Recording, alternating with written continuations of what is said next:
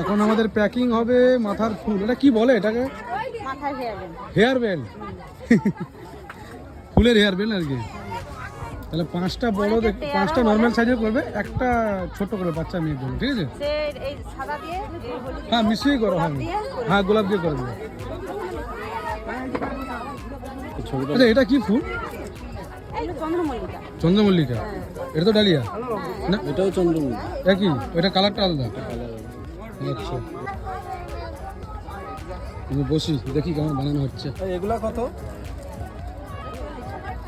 40।